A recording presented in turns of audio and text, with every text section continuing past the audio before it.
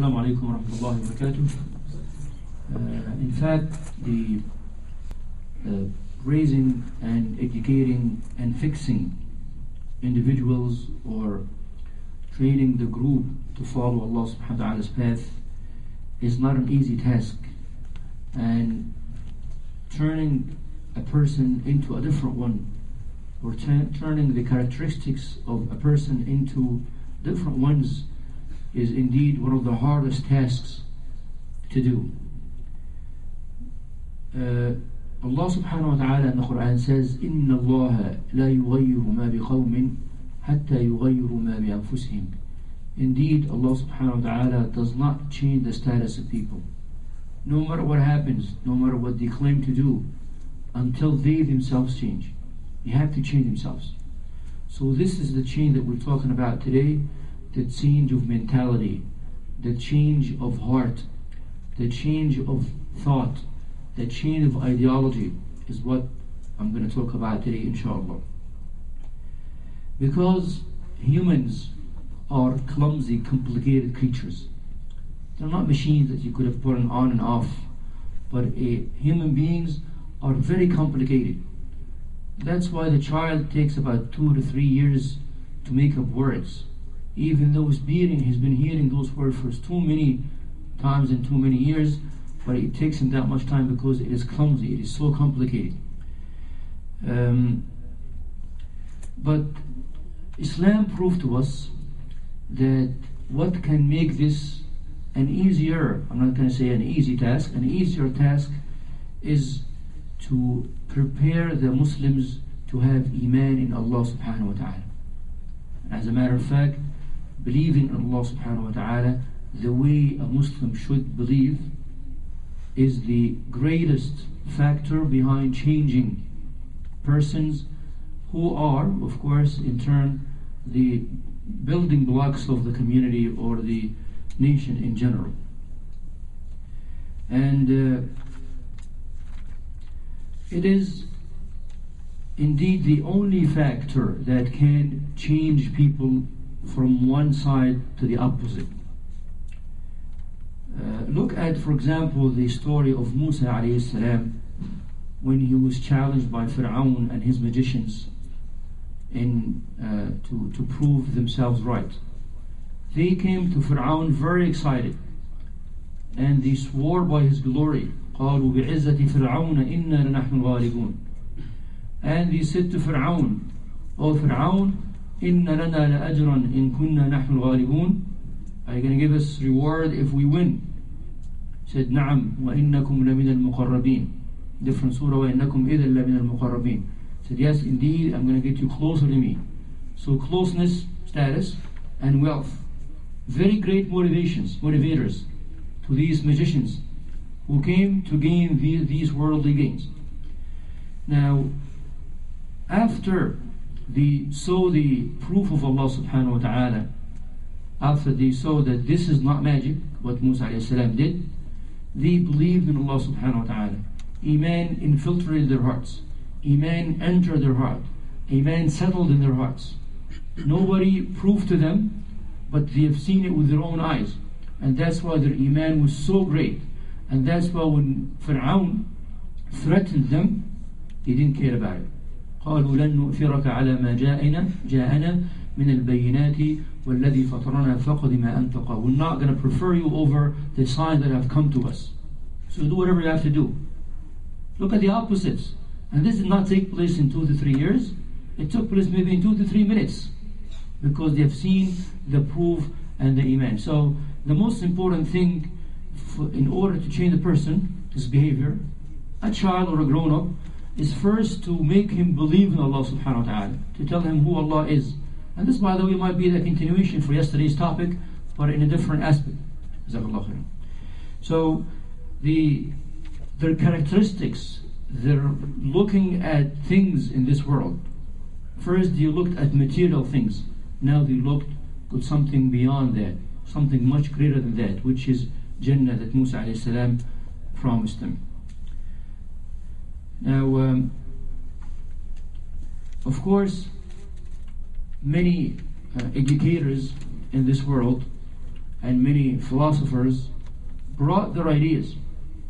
And they worked sometimes for some time, but they cannot work like the way Iman worked for the greatest companions ever at the time of the Prophet ﷺ. Give you another example. A disbeliever came to the Prophet ﷺ to visit and ask about Islam. So the Prophet ordered a person to milk a sheep and give him its milk, a sign of a gesture of kindness and hospitality. So the man drank it all, the whole cup. So the Prophet ordered another one. The man drank it all. The third one drank it all. Fourth, fifth, sixth, seventh. Then, after the Prophet had conversation with the man, his heart opened to Islam. He liked Islam.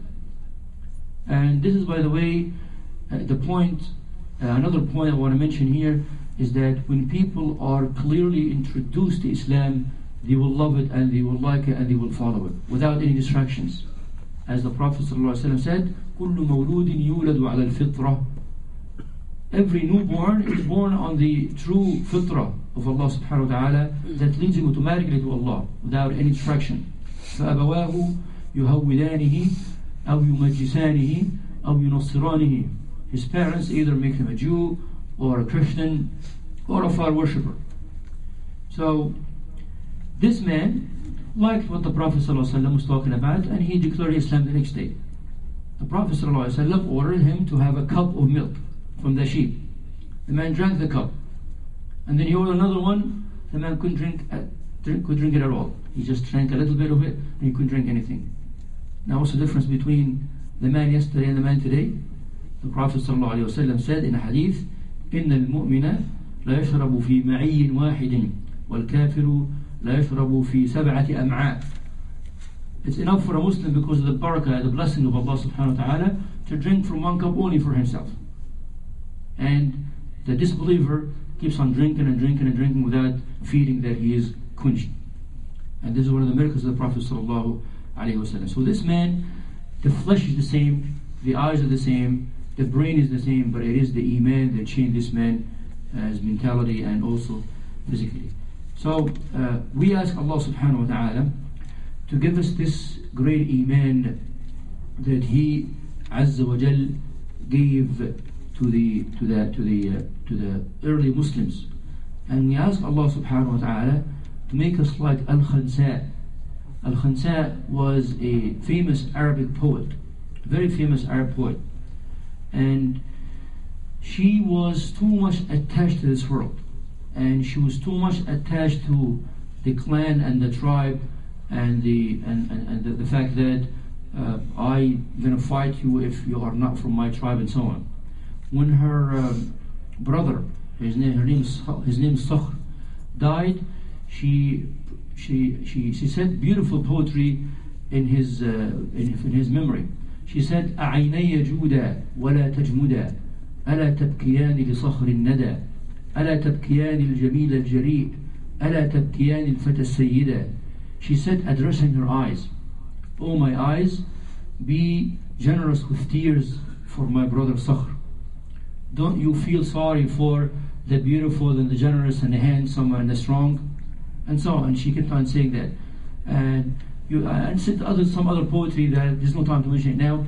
But when she became a Muslim at the time of Islam, she pushed and encouraged her four sons to participate in jihad for the sake of Allah subhanahu wa ta'ala.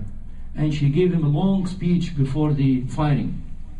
And when she heard that all of them fought and died for the sake of Allah, she said, Alhamdulillah alladhi sharrafani bishahadatihim.